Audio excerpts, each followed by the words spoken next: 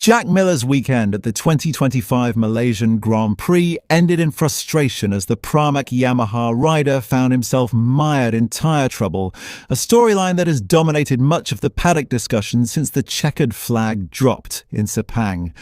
Finishing a distant 14th, Miller was left dissecting what went wrong and questioning whether he too fell victim to the same tyre gremlins that plagued Francesco Bagnaia's factory Ducati.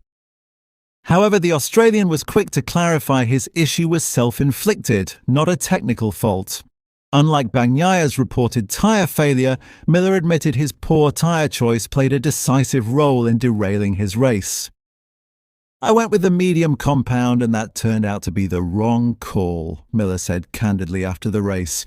"We should have stuck to the soft. It was part of the original plan, but I wanted to try something different. In hindsight, the soft was the only real option. We just needed to manage it properly." While Fabio Quartararo managed to salvage Yamaha's pride with a strong P5 finish, Miller's afternoon unfolded in the opposite direction. Struggling to generate grip and pace, his M1 looked far from competitive on the scorching Malaysian asphalt. The decision to gamble on medium tyres backfired almost immediately, leaving Miller unable to match the rhythm of the front group. The Australian tried to adapt mid-race, focusing on conserving his tyres and maintaining consistency, but the deficit was too large to recover. "I tried to manage the tyre as best as I could, especially early on, hoping I'd have something left for the closing laps," he explained. "But I faced the same issues as the guys around me.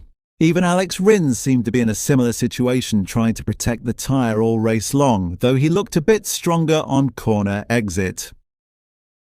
Tyre performance has become a hot-button issue this season, with riders across multiple teams voicing concerns about inconsistency and overheating.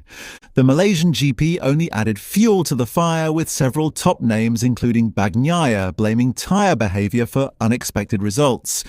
Miller's experience adds another layer to the growing debate. Is it purely a matter of tyre management? Or are certain compounds simply ill-suited to the new generation machines and track conditions? Some within the paddock believe the combination of higher downforce and evolving electronics is putting unprecedented stress on rear tyres, particularly in hot weather races like Malaysia. For Miller, however, the takeaway is more personal. "I need to trust the data and the team's instinct more," he admitted. "Sometimes as riders we want to take risks, to find something extra, but today it just didn't work out." Despite the setback, Miller remains optimistic about bouncing back in the next round. The Pramac Yamaha project, still in its early development phase, continues to show flashes of promise, but consistency remains elusive. With the championship entering its final stretch, every setup decision now carries heavier weight. "It's frustrating, but you've got to take the positives," Miller said. "We finished, learned something and stayed safe. The season's not over, we'll regroup and come back stronger." From a technical standpoint, Miller's result highlights a recurring issue for Yamaha's satellite team, balancing grip against durability.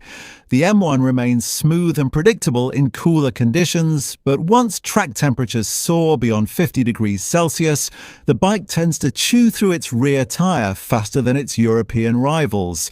MotoGP analyst and former rider Simon Kraffar summed it up aptly. Yamaha's challenge isn't just power, it's how they translate that power into consistent tyre performance. When riders like Miller have to compromise on compounds, they lose their competitive edge before the race even starts. In the grander scheme, both Yamaha and Michelin will be under increasing pressure to address these inconsistencies before the next flyaway rounds. For Miller, Malaysia was a tough lesson, one that reinforces how critical tyre strategy remains in the unpredictable world of MotoGP.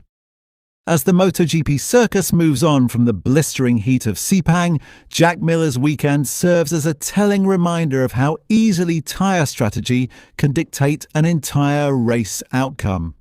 In Malaysia, temperatures soared well above 35 degrees Celsius, turning the track into a punishing surface for both riders and machines. The slightest miscalculation, such as choosing the wrong compound, can quickly transform a potential top 10 finish into a battle for survival. Miller's case perfectly illustrated that fragile balance between aggression and tyre preservation. Despite his struggles, the Australian remained composed in his post-race comments, refusing to point fingers. Instead, he took accountability and emphasized the importance of learning from every setback.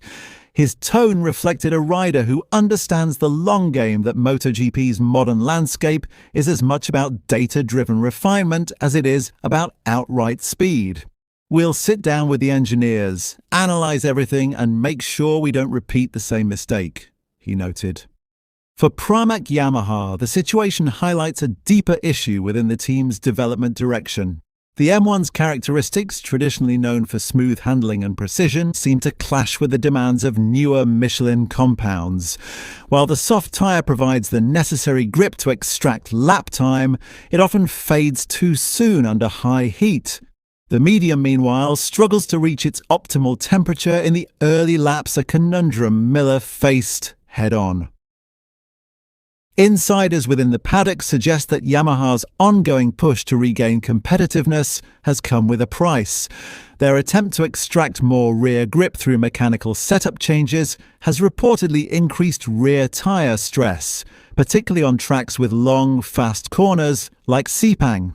Engineers are now tasked with finding a setup that keeps the M1 stable without burning through rubber too quickly, a balance that so far has eluded them. Transitioning from KTM machinery to Yamaha was never going to be a simple task for Miller. The riding style required for the M1 differs significantly: smoother inputs, precise throttle control, and patience on corner exit.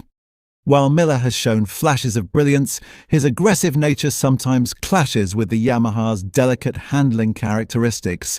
Choosing the wrong tyre only magnifies those differences. Former MotoGP rider and analyst Colin Edwards recently commented that Miller's adaptation curve might take longer than expected.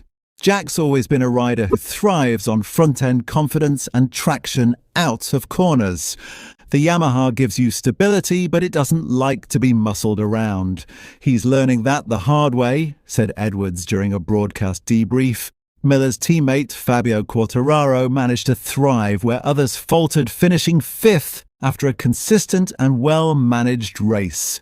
The Frenchman's success came from a disciplined tyre strategy and a calm approach to degradation.